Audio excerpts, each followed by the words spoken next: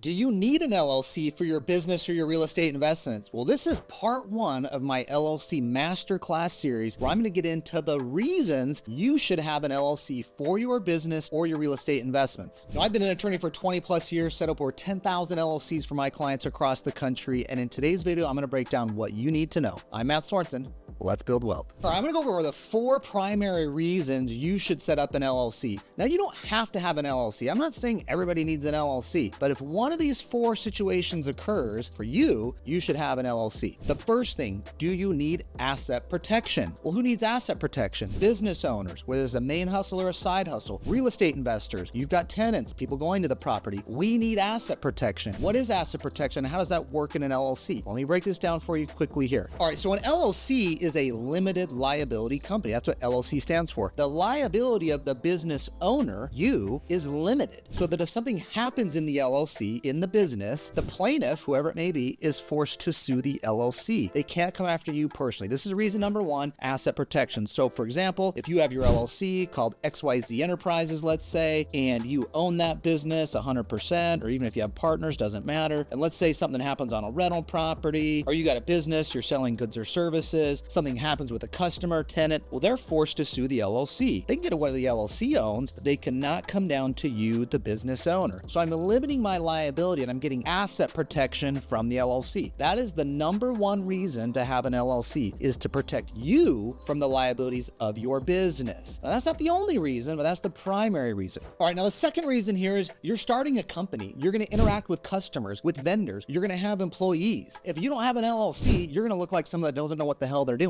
You're going to need some type of entity to go out and actually conduct business. Now, a lot of people say, well, Matt, why can't I just have a DBA? You can go get like a DBA and just register a name doing business as. But if you want that business to grow and be successful, I'm just saying, a lot of people, your potential customers, contractors, vendors, employees, are not going to be excited to go work for a sole proprietorship that's a DBA. They want to understand they're dealing with a real company. So what do real companies do? They set up LLCs or corporations, all right? So it adds this sense of legitimacy to you. You may not need it because you don't have a customer yet, but if you're going to grow and scale this business, you need to look like you're a real company. And that's another reason to have an LLC. We want some real company organization. Now, the other thing I'll say about this is you're starting a company is you're going to need a separate bank account. This can't be in your personal bank account. When we have an LLC, you're going to set up a business checking account, maybe a savings account in the business's name. That's where you're going to receive the income from the business. We want that separate from your personal bank account. There's asset protection reasons for doing that, but also you want to be able to track your income and expenses separate from what's happening in your personal life. Your business bank account is the best place to track the income, and then all the expenses that you're paying out, if you're using that business checking account, is going to be a clear record as you're doing your bookkeeping and you're trying to understand the performance of your business. Am I making money or not? Well, let's look at what the LLC business checking account has going on. But also from just past like the income and expenses, also, are you going to get a line of credit? Are you going to establish a business credit? If you don't have a separate business entity, you're not going to be able to do that. So starting a company is a primary reason to set up an LLC, have some legitimacy, separate your personal income from your business income, be clear on the expenses in the business from your personal expenses, and maybe start establishing a business line of credit. All right, now the third reason you should have an LLC. What if you have partners or investors? What if someone's partnering in with you and providing some other services in the business? What if someone's investing in the company and being a cash investor or partner in the business? Well, you need an operating agreement in the LLC that's clear on what the ownership is. What's your responsibility and authority? How much ownership do you have as the founder of the business? What does this partner in the business get? Do they have 5%